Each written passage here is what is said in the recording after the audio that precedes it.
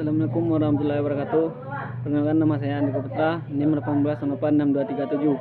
Baiklah, pada video kali ini saya akan buat tugas di pertemuan ketiga tentang administrasi pendidikan. Pertama yaitu konsep administrasi pendidikan. Administrasi pendidikan merupakan perpaduan dari dua kata, yakni administrasi dan pendidikan. Pada hakikatnya, administrasi pendidikan adalah penerapan ilmu administrasi dalam dunia pendidikan atau dalam pembinaan, pengembangan, dan pengendalian usaha praktek-praktek pendidikan. Administrasi sekolah merupakan salah satu bagian dari administrasi pendidikan, yaitu administrasi pendidikan dilaksanakan di sekolah sebagai salah satu alat administrasi sekolah atau tata usaha. Selanjutnya yaitu yang kedua, yaitu fungsi administrasi pendidikan. Administrasi pendidikan merupakan tindakan mengkoordinasikan perilaku manusia dalam pendidikan untuk menata sumber daya yang ada dengan sebaik-baiknya, sehingga tujuan pendidikan dapat tercapai secara produktif. Penjabaran istilah produktif biasanya tergantung kepada siapa yang meninjaunya. Ada 3 pola tentang sekolah yang produktif, yaitu administrator, psikolog, dan ekonomi. Pertama itu pandangan administrator. Administrator penanggung jawab untuk mengelola sistem pendidikan, yaitu penentuan untuk mengkategorikan sekolah yang produktif atau dapat dilakukan dengan mengaitkan antara input yang digunakan yang yaitu ruangan, guru, buku, dan peralatan lain dengan output yang diharapkan. Output yang diharapkan harus dapat mencapai keseimbangan yang paling menguntungkan dengan input yang tersedia. Selanjutnya yaitu pandangan psikolog. Pandangan psikolog, mereka mengaitkan ukuran sekolah yang produktif dengan perubahan dan perilaku peserta didik yang mencangkup pertambahan pengetahuan, nilai, dan peningkatan kemampuan lainnya dengan mengaitkan pula input yang tersedia. Kesulitan utama dalam pola pandangan ini adalah cara mengidentifikasikan dan mengukur perubahan perilaku sebagai akibat pendidikan di sekolah. Kesulitan ini terjadi karena perubahan perilaku peserta didik atau output adalah gabungan antara pengaruh sekolah dan lingkungan di luar sekolah. Ketiga yaitu pandangan ekonomi.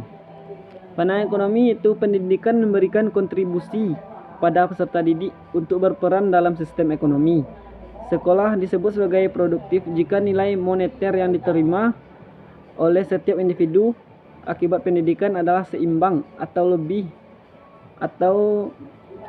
oleh individu akibat pendidikan daripada biaya yang dikeluarkan untuk memperoleh pendidikan. Yang selanjutnya yaitu adalah ruang lingkup administrasi pendidikan. Berikut ini ada beberapa yang penting termasuk di dalam ruang lingkup administrasi pendidikan, seperti contohnya bidang tata usaha sekolah. Yang tercangkup di dalamnya yaitu organisasi dan struktur pegawai tata usaha, lalu anggaran belanja keuangan sekolah, masalah kepegawaian dan personalia sekolah, keuangan dan pembukuan, korespondensi atau surat menyurat, masalah pengangkatan, pemindahan, penempatan, laporan, pengisian buku induk, rapor, dan sebagainya. Lalu yang selanjutnya yaitu bidang personalia atau bidang personalia murid, yaitu organisasi murid, masalah kesehatan murid, evaluasi kemajuan murid, masalah kesejahteraan bagi murid, dan bimbingan dan konseling bagi murid. Selanjutnya yaitu bidang personalia guru.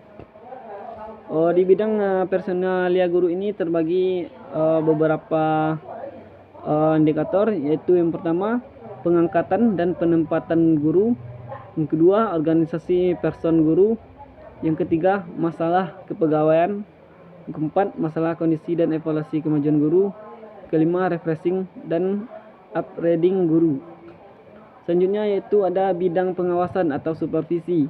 Di sini juga terdapat beberapa indikator yang harus kita ketahui, yaitu upaya meningkatkan semangat guru dan pegawai tata usaha. Yang kedua, mengupayakan dan mengembangkan kerjasama yang baik antara guru, murid, dan pegawai tata usaha sekolah. Selanjutnya itu mengupayakan dan membuat pedoman cara-cara menilai hasil-hasil pendidikan dan pengajaran yang dicapai. Yang selanjutnya yang keempat yaitu upaya untuk meningkatkan mutu dan pengalaman bagi guru. Selanjutnya yaitu ada bidang lain, yaitu ada bidang pelaksanaan dan pembinaan kurikulum. Ya, di sini terbagi juga dari beberapa indikator.